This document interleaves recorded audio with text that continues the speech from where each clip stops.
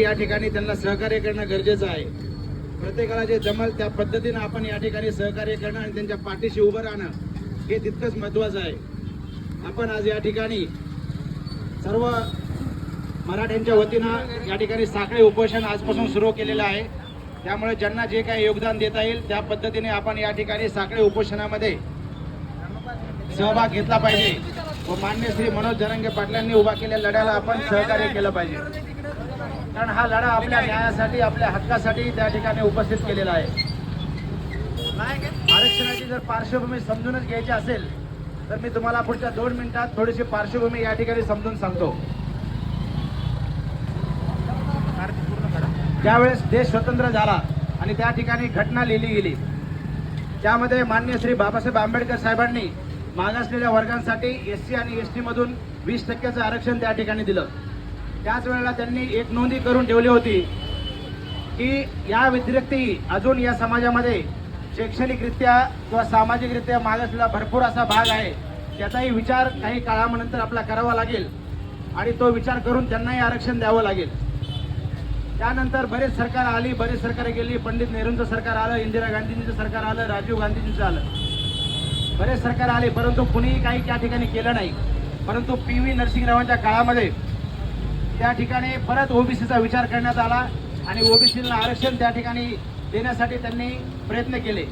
त्या काळात त्या ओबीसीच्या आरक्षणासाठी त्यावेळेस काही सपोर्ट असलेल्या पार्टींनी, राजकीय पक्षांनी त्यांचा पाठिंबाही काढून घेतला आणि त्यांचं सरकारही कोसळलं, तरीही ते मागे हटले नाहीत आणि त्यांनी ओबीसींना त्या ठिकाणी आरक्षण मिळवून दिलं। त्याच वेळेला हा ओबीसी आरक्षणाचा जो टक्का आहे तो 40%च्या पुढे पार झाला होता। त्यानंतर काही सरकारांनी मायनॉरिटीसाठी आरक्षण दिलं, त्यानंतर VJNT साठी आरक्षण दिलं आणि 1992 मध्ये किंवा 93 मध्ये त्या ठिकाणी मंडळ आयोगाच्या शिफारशीनुसार त्यानंतर अजून त्या ठिकाणी ओबीसीच्या आरक्षणामध्ये दुरुस्ती करण्यात आली आणि महाराष्ट्र सरकारने त्या ठिकाणी आणखीन वाढवून त्या ठिकाणी आरक्षण दिलं। त्याच वेळेस कायदा होता की 50%पेक्षा आरक्षण कोणालाही देता येणार नाही असा केंद्र सरकारचा कायदा असताना सुद्धा आपल्या सरकारने त्या ठिकाणी त्या कायद्याचं पालन न करता अधिकचं आरक्षण असं ओबीसीला वाढवून दिलं। त्यामुळे आज जर त्या कायद्याचं पालन करायचं असेल, सुप्रीम कोर्टाच्या ऑर्डरचं पालन करायचं असेल तर 50%पेक्षा जास्त आरक्षण देता येत नाही असं म्हटलं जातं। परंतु आज सत्यस्थिती पाहता या ठिकाणी 65% आरक्षण ऑलरेडी दिलेलं आहे। 50% ते आहे, 5.5%चं मायनॉरिटी आरक्षण आहे आणि 10% EWC मध्ये आरक्षण आहे, म्हणजे आर्थिकरित्या मागासलेला, त्यामध्ये मराठ्यांनाही आरक्षण मिळतं। परंतु त्या ठिकाणाहून खरी जर आकडेवारी बघायची लागली, बघण्याचा आपण प्रयत्न केला, एक छोटं उदाहरण देऊन मी तुम्हाला समजून सांगतो आरक्षणाचं मूळ कसं आपल्याला मराठ्यांना त्या ठिकाणी बाधित ठरलंय। उदाहरणार्थ या ठिकाणी जर सरकारी भरती निघाली किंवा शाळेच्या जागा निघाल्या आणि समजा की त्या ठिकाणी 10 जागा आहेत, तर 10 जागामधल्या 5 जागा किंवा 52% म्हणजे 5.2 एवढ्या जागा तर ऑलरेडी आरक्षित आहेत, त्यामध्ये मराठी अप्लाय सुद्धा करू शकत नाहीत। राहिलेल्या ज्या 4.8 जागा आहे त्याच्यामध्ये 10%, म्हणजे साधारण परत एक जागा त्यामध्ये जाते ते EWC मध्ये। आता EWC हे सर्वांसाठी खुलं आहे, त्यामध्ये जे ऑलरेडी मागासवर्गीय आहेत ते पण येतात, जे खुल्या वर्गातले मराठी आहेत तेही येतात आणि इतर खुला वर्गही येतो। त्यामुळे राहिलेल्या 4.5 जागांमधून परत 1.5 जागा त्या ठिकाणी जाते, राहिल्या 3 जागा आणि 3 जागामध्ये हा खुला वर्ग आहे, त्यातून परत मायनॉरिटीचा 5.5% आहे, म्हणजे त्यातून अजून अर्धी जागा जाते, म्हणजे राहिल्या जागा 2.5, म्हणजे 10 जागा जर सरकार भरती करायला निघालं तर फक्त 2.5 जागा या खुल्या वर्गासाठी आहेत, ज्यामध्ये 5.5 कोटी मराठा आहे आणि इतर वर्ग असा मिळून एवढ्या 6-6.5 कोटी जनतेसाठी एवढं फक्त 2.5 ते 3% म्हणजे 25 ते 30% जागा त्या ठिकाणी शिल्लक आहेत। आणि असं असेल तर आपल्याला त्या ठिकाणी नक्कीच आपल्या न्याय हक्कासाठी लढल्याशिवाय पर्याय नाही, कारण ओबीसीचं जे आरक्षण आहे, जे मनोज जरांगे पाटील या ठिकाणी मागणी करत आहेत, मागच्या सरकारने आपल्याला 2017 मध्ये जे आरक्षण दिलं ते वेगळा कायदा करून दिलं, पण ते हायकोर्टात टिकलं, सुप्रीम कोर्टात टिकलं नाही, कारण सुप्रीम कोर्टाचा ऑलरेडीचा आदेश आहे, केंद्र सरकारचा आदेश आहे, तुम्ही 50%पेक्षा आरक्षण देऊ शकत नाही। त्यामुळे काही लोकांना आधीच माहित होतं की आरक्षण टिकणार नाही आणि त्या ठिकाणी वेगवेगळ्या याचिका दाखल करण्यात आल्या आणि ते आरक्षण त्या ठिकाणी 2019 मध्ये बारगळलं गेलं।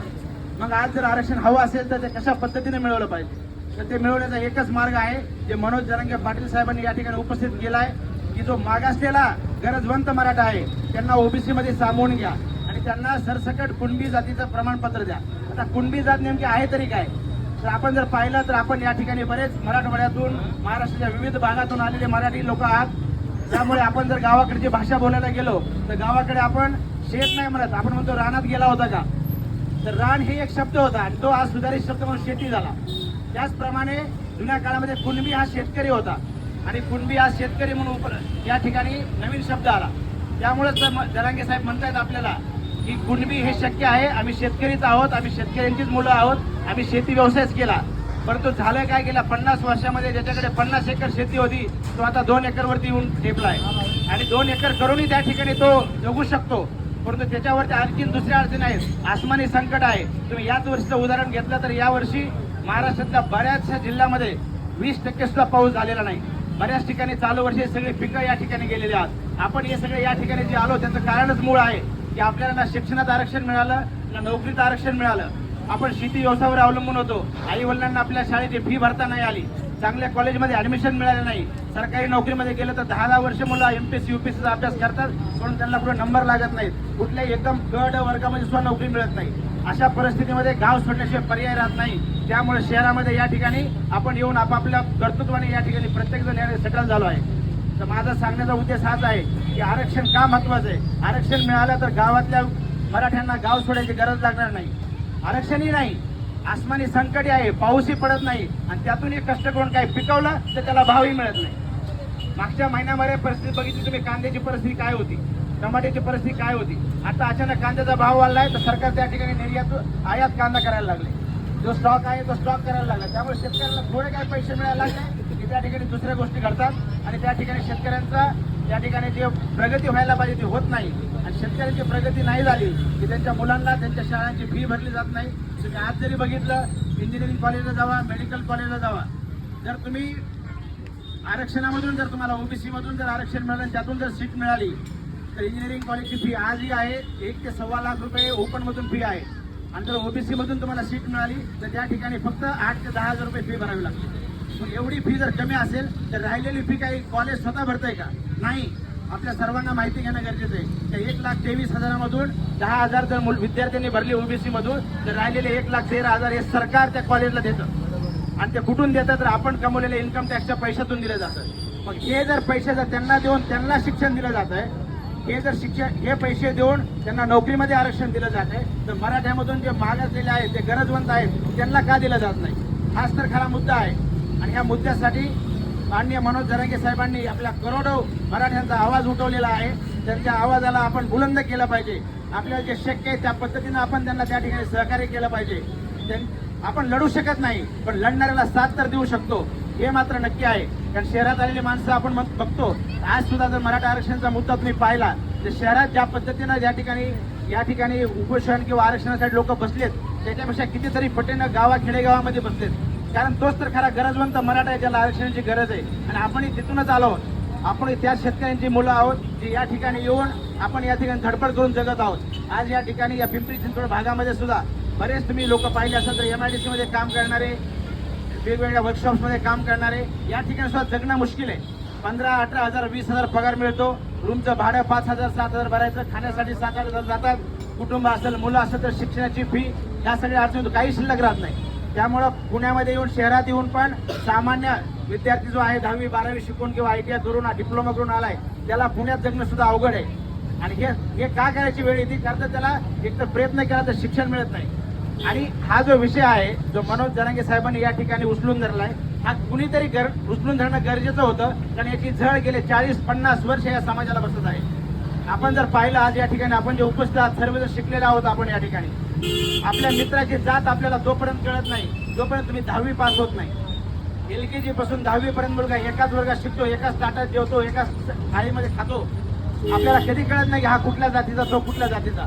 पण 10वीची परीक्षा दिली, रिझल्ट आला आणि 11वीच्या ऍडमिशनला गेला की त्या ठिकाणी कळतं की आपण मराठी आहोत आणि हा कुठल्या तरी रिझर्वेशन कॅटेगरी मधला आहे. आणि तिथून पुढे हे जातीचं भूत या नवीन विद्यार्थ्यांच्या मनामध्ये बसायला लागतं आणि त्याची अडचण पुढे चालू होती. 10वीला तेच, 12वीला तेच, त्यानंतर पुढच्या ऍडमिशनला येतेच आणि कसा तरी शिकला तर नोकरीत गेला, MPSCला गेला तिथं येतेच. आपण किती रिझल्ट पाहिले असतील, ओपन मधून 200 पैकी 190 मार्क मिळाले तरी नोकरी लागत नाही. पण त्याच ठिकाणी OBC मधून 140 मार्क मिळाले नोकरी लागते.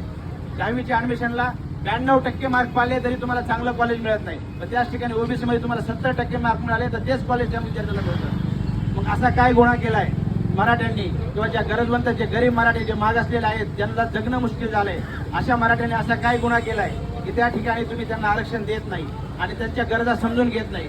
हे मराठे इतके वर्ष यांच्या अडचणीचा पाडा तुमच्या समोर मांडत आहेत. वेगवेगळ्या पद्धतीने वेगवेगळ्या मोर्चातून आपण पाहिलं 2016-17 मध्ये कित्येक मोर्चे निघाले, कित्येक शांततेने मोर्चे निघाले. आपण वेगवेगळ्या पद्धतीने आपण शहरामधून सुद्धा कित्येक मोठे मोर्चे काढले, त्यात सहभागी झालो, सरकारला निवेदन दिलं. गेले 4-5 वर्ष सरकारला सगळं माहिती आहे काय प्रॉब्लेम आहे, काय अडचणी आहेत, अडचणीवर मात कशी केली जाऊ शकते. एका रात्रीत जर सरकार बदलू शकतं तर एका रात्रीत आरक्षण देऊ शकत नाही का? एवढं काही अवघड विषय नाही आहे. तर त्यासाठी काम कुणाला करावं लागेल तर काम दोन्ही सरकारांना करावं लागेल. कारण राज्य सरकार स्वतः एकटं काही करू शकणार नाही. केंद्र सरकारचे त्या ठिकाणी अडचणी निर्माण करून ऑलरेडी ठेवलेल्या आहेत आणि त्या अडचणी सोडवायच्या असतील तर केंद्र सरकार आणि राज्य सरकार या दोघांनी मिळून त्या ठिकाणी काम करणं गरजेचं आहे. आणि हा मराठ्यांचा जो ज्वलंत प्रश्न, धगधगता प्रश्न या ठिकाणी निर्माण झाला आहे तो प्रश्न सोडवणं गरजेचं आहे. आणि मला शेवटी एकच गोष्ट तुम्हाला सांगावीशी वाटते की आज हे आरक्षण का पेटले, आज एवढे लोक का रस्त्यावर उतरत आहेत, आज मनोज जरांगे साहेबांनी एवढं टोकाचं त्यांचा जीव पणाला लावलाय. आज त्या व्यक्तीला बोलता येत नाही, कालपासून त्यांची तब्येत अजून खालावली होती. आज ती परिस्थिती जर तशीच पुढे ढकलत गेली तर पुढे काय होईल हा प्रश्न सर्व मराठ्यांना पडलाय. आपण नेहमी म्हणतो आपल्याला जुनी कहाणी इतिहास माहिती आहे, गड आला पण सिंह गेला, तसं होता कामा नाही. आपला सिंह वाचला पाहिजे आणि आपल्याला गडही जिंकायचा आहे. त्यामुळे सर्वांनी ज्या शक्य त्या पद्धतीनं जे मनोज जरांगे साहेबांचं आव्हान आहे, आपण शांततेच्या मार्गाने कुठलाही उद्रेक न करता, भावनांचा उद्रेक न करता, कुठलीही हिंसा न करता या आरक्षणाला आपण सपोर्ट केला पाहिजे. त्या ठिकाणी आपण एकत्र आलं पाहिजे आणि त्यांचे विचार गावागावामध्ये, छोट्या छोट्या वस्तीमध्ये, आपल्या शहरामध्ये सुद्धा, छोट्या प्रत्येक सोसायटीमध्ये प्रत्येक मराठ्याला त्यांचे विचार कळणं गरजेचं आहे. त्यासाठीच हा मंच या ठिकाणी उपस्थित केलाय. जोपर्यंत हा प्रश्न मिटत नाही, जोपर्यंत मनोज जरांगे साहेब आपल्याला सांगत नाहीत, तोपर्यंत या ठिकाणी हे साखळी उपोषण असंच चालू राहील. आणि आता करायचं नाही तर कधी करायचं? आतापर्यंत वेगवेगळी सरकार येऊन गेली, राज्यात वेगळं सरकार, केंद्रात वेगळं सरकार. त्या ठिकाणी आपण सर्वांनी या उपस्थित या देशातल्या सर्व देशभक्तांनी, आपल्या या नागरिकांनी नरेंद्र मोदी साहेबांना एवढ्या मोठ्या मताने, एवढ्या प्रेमाने, त्यांना मताधिक्याने निवडून दिलं त्या ठिकाणी. आणि दुसरं आजही या ठिकाणी आपल्या महाराष्ट्रामध्ये बीजेपी आणि शिवसेनेचं सरकार आहे. हे सरकार आहे, आपण सरकारला मायबाप म्हणतो. मग आपलं जे मूल आहे ते मायबापाशी हट्ट करणार नाही तर कुणापाशी हट्ट करणार? आज जर हा प्रश्न बीजेपी आणि शिवसेनेचं सरकार आहे महाराष्ट्रातला, नरेंद्र मोदी साहेब केंद्रात आहेत, ते जर सोडवू शकत नसतील तर हे कोण सोडवणार आहे? त्यानंतर जे पुढचं सरकार कसं येईल कोणाला माहित नाही. जसं मिलीजुली सरकार आलं तर कुणापाशी तुम्ही रडणार आहात? कुणापाशी रडू शकत नाही तुम्ही. हेच सरकार आहे जे आपला प्रश्न सोडवू शकतंय. आताचं सरकार आहे जे पूर्ण बहुमतामध्ये आहे. महाराष्ट्रामध्ये 200 पेक्षा जास्त आमदाराचा पाठिंबा असलेलं मजबूत सरकार या राज्यामध्ये आहे. त्याचप्रमाणे केंद्रामध्ये मजबूत एकाच पक्षाचं माननीय नरेंद्र मोदी साहेबांचं त्या ठिकाणी सरकार आहे. आपण एवढ्या प्रेमाने, एवढ्या भक्तिभावाने त्यांना या ठिकाणी आपण निवडून दिले. आणि मायबाप सरकारने जर आपल्या भावना ऐकल्या नाही आणि आपल्या लेकरांचे प्रश्न सोडवले नाही तर आपण कुणाकडे जाणार आहात? आणि हे सरकार ज्यावेळेस बदलेन पुढे काय होईल माहित नाही, कोणाचं सरकार येईल आपल्यालाही अंदाज नाही. तर त्यानंतर पुढचं सरकार काय करेल? जर बहुमतातलं सरकार आपलं आरक्षण देऊ शकणार नसेल तर कुठलं सरकार देईल त्या ठिकाणी? हा खूप मोठा प्रश्न आहे. आणि त्यासाठीच मनोज जरांगे साहेबांनी उभा केलेल्या या आंदोलनाला मला असं वाटतं की आपण सर्वांनी पाठिंबा दिला पाहिजे.